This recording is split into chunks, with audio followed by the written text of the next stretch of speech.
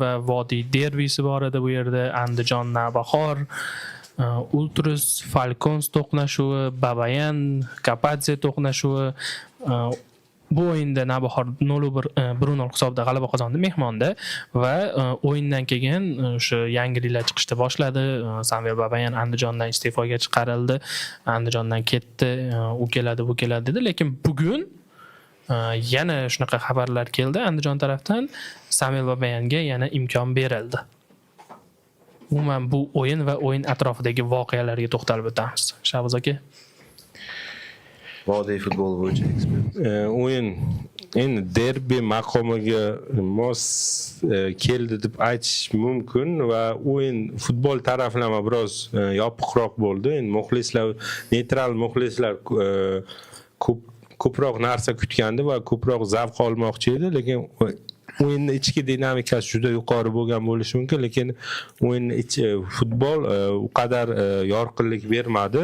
Ikkala jamoa ham nisbatan ehtiyotkor o'ynadi va shu minimum imkoniyatidan maksimum foydalanishga e'tibor qaratdi.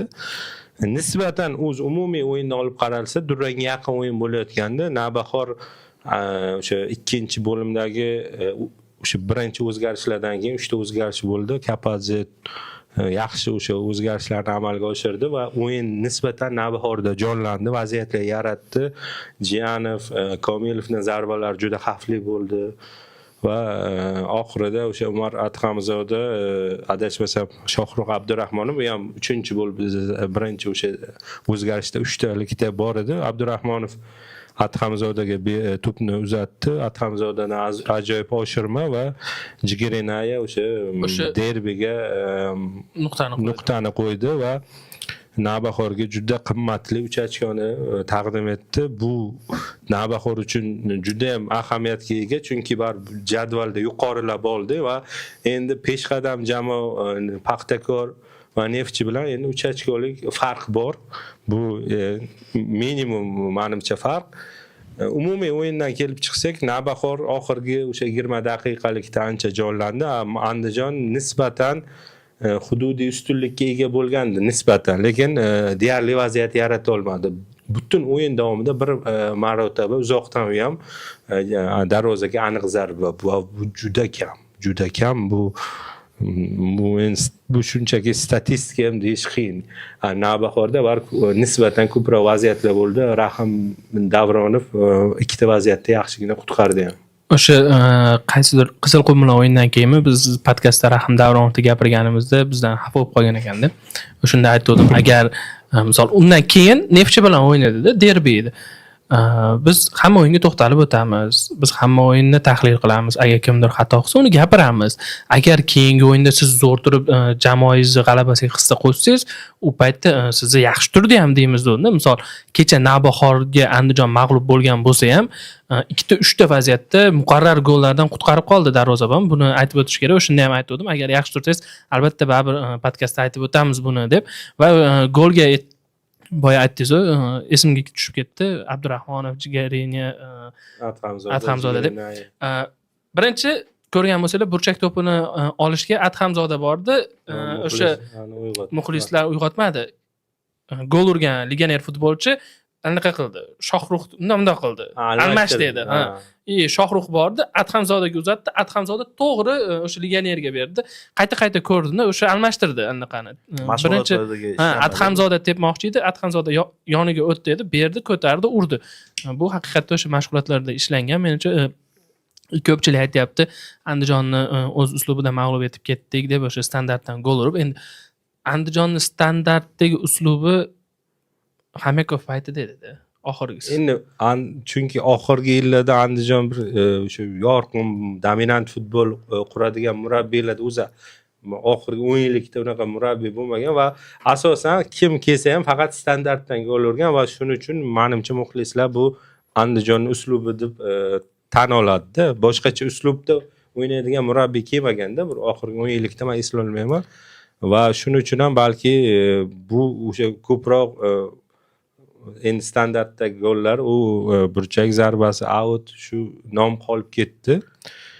Lekin nimada o'yindan agar kelib chiqsak nisbatan-da durangga ko'proq mosroq edi, lekin navbahor o'sha Jigirinay aytgan bo'lsa, bu nafaqat uni goli, balki o'sha goldan oldin dirijyorlik ham qilgan va bu demak o'sha yana bitta narsa aytgancha o'sha burchak zarbasi paytida Kapadze Dilshod Komilovni maydonga tashladi. Nimaga?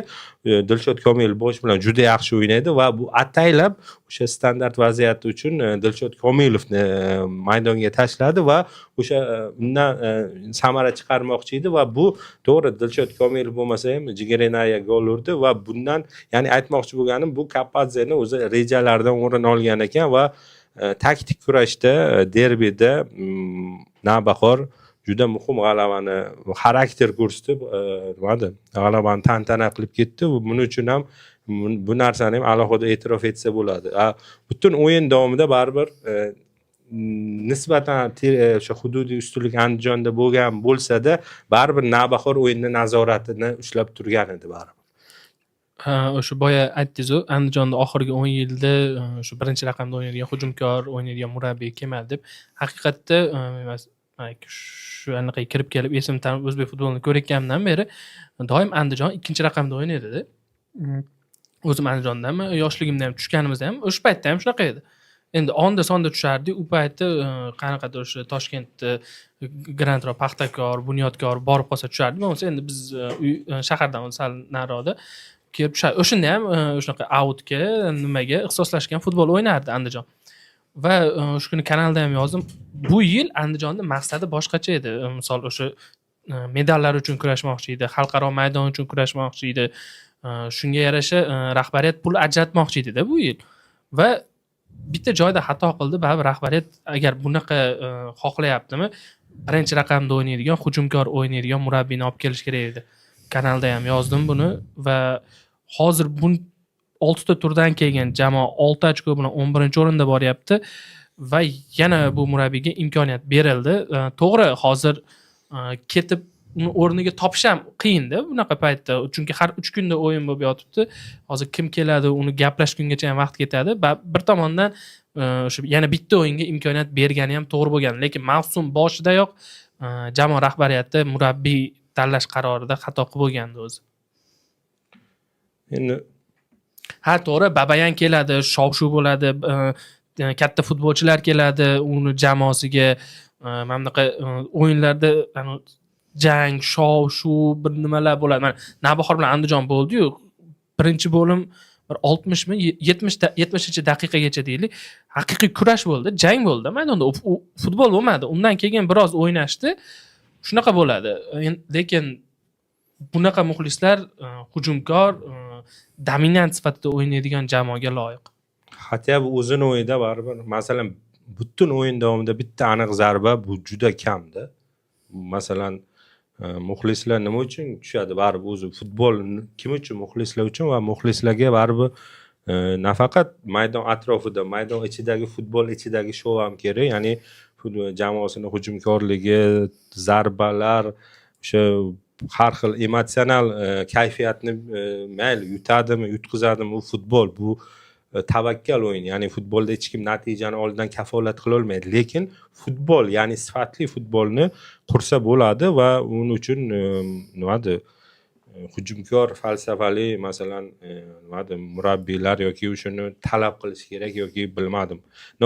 Hammani murabbiyning o'zini uslubi bor. Menimcha balki rahbariyat ham bilgandir, chunki istalgan murabbiyning o'zini falsafasi, uslubi bo'ladi va bu narsalarni oldindan menimcha balki bilgandir, balki bilmadim endi qanaqa. Hozirgi Andijonni maqsadlari, ambitsiyalaridan kelib chiqib, muxlislardan kelib chiqib, hozirgi egallab turgan o'rni umuman mos emas. Bu aniq. Va endi yana bitta o'yinga imkoniyat berilgan bo'lsa, bu keyingi tur o'yini adashmasam OKMKga qarshi va juda qiziqarli o'yin bo'ladi va imkoniyatlar 50-50, chunki hozirgi holatdagi OKMKni ham bir imkoniyatlarni yuqori baholash uchun masalan hech qanaqa asos yo'qda. Ya'ni OKMK ham krizisda, Andijon ham krizisda. Sherstakesh, nima deysiz bu o'yin haqida? O'tgan sonimizda taxmin qildik, ehtiyotkorroq nisbatan o'yin bo'ladi deb. Menimcha shunaqa ham bo'ldi. Men Timur Kapadzeni tarkibini ko'rib, asosiy tarkibini ko'rib, aynan shunaqa xulosaga keldim. Bugun ko'proq ehtiyotkorroq, ya'ni tavakkalchilikka emas, balki ehtiyotkor futbolga, xato qilmaslikka asoslangan futbol ko'rsak kerak o'yinni boshidan deb taxmin qilgandim va uni rejasi shunaqa bo'lib chiqdiki, birinchi taymda nisbatan ehtiyotkor o'ynab, ikkinchi taymda yangi kuchlarni tushirib, o'yinga biroz o'zgartirish kiritish, dinamika olib kirish, shunaqa reja bo'lgan. Haqiqatda ham shunaqa bo'ldi hamda. Misol uchun ikkinchi taymda tushirilgan futbolchilar o'yinga dinamika qo'shdi, ozgina sur'at qo'shdi, tezlik qo'shdi. Shu tomonlama oxirgi 20 daqiqada aytganidek, haqiqatda Navbahorda biroz ustunlik bo'ldi. Bitta gollik o'yinida kim birinchi gol ursa o'sha yutish ehtimoli katta bo'lgan o'yinlar bor. O'zi umuman nimaga tavakkal qilmasdan ehtiyotkorroq futbol namoyish etadi? Chunki ko'nda ko'p narsa turganda, misol tavakkal qiladigan payt emas, kimnidir kursi qimirlab qolishi mumkin. Muxlislarga ham natija kerak. Vodiy derbisi, chunki Vodiy derbisidagi mag'lubiyat boshqacha talqin qilinadi muxlislarda ham, jamoatchilikda ham. Shuning uchun jamoalar baribir ehtiyot bo'lib o'ynash kerak edi. Shunaqa kutilgandi. Shahboz aytdi muxlislarga, kim aytdi, sen aytdingmi, bu aytdimi? Hali muxlislarga hujumkorroq o'yin yoqadi, baribir to'g'ri, muxlislarga hujumkor o'yin yoqadi, lekin natija ham birlamchida hozirgi holatda Andijon minimal hisobda g'alaba qozonsa ham muxlislar xursand bo'lsa kerak. Navbahor minimal hisobda g'alabasi, Navbahor muxlislari qanaqa xursand bo'ldi hozir. Derbi baribir maqomi boshqacha, bitta hujumkor, ochiq o'yin qiladigan, tavakkallikka yo'l qo'yadigan, birinchidan nima deydi, chempionat endi boshi, hali jamoalar unaqa tonusga ham kirib ulgurmagan, shuning uchun bu yerda Navbahorni g'alabasiga shubha yo'q. Bu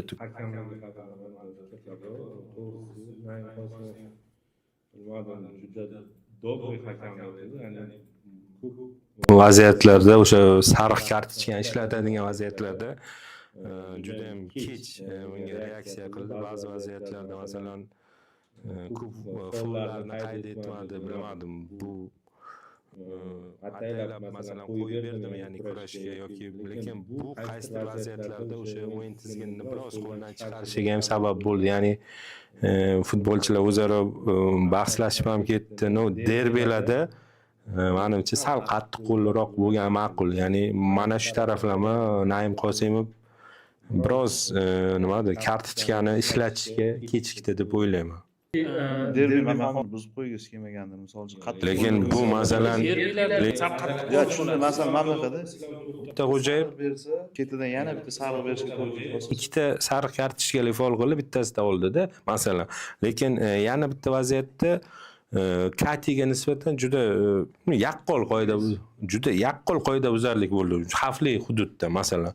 Lekin bu ham baribir agar deylik hop bir Navbahor yutdi, lekin Navbahor yutmaganda men o'ylashimcha yoki Andijon tomonda ham ba'zi vaziyatlarda unaqa bo'ldi yoki o'sha Alexmi to'pni endi tepdi, ataylab emas, menimcha ataylab, lekin o'sha vaziyatda keyin dahanaga jang bo'lib ketdi. O'shanaqa vaziyatlar ro'y bermasligi uchun shu kartochka ko'rsatib qo'ysa, birinchi vaziyatdanoq bo'ldi. U o'sha futbolchi ikkinchi marta o'sha unaqa agressiya qila olmaydi, o'sha biladi.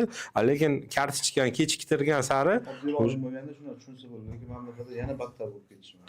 yo'q, kartochkasi bor futbolchi naqa endi hamma ham Kubarsi emas-ku, kartochkasi bor futbolchi menimcha tavakkal qilmasdi-da. Ya'ni derbilarda menimcha bari qattiq qo'llirik kerak. Ya'ni bugun masalan Elgis Santashib ham qaysidir vaziyatlarda juda nimadir faollarni ko'rmay qoldi desam, menimcha shunaqa kutmagandim. Masalan Elgis Santashib darajasidagi hakam, ya'ni aytmoqchi bo'lganim, har bir o'yinda, ayniqsa Qo'qon Nasaf o'yini, unga menimcha endi kelamiz.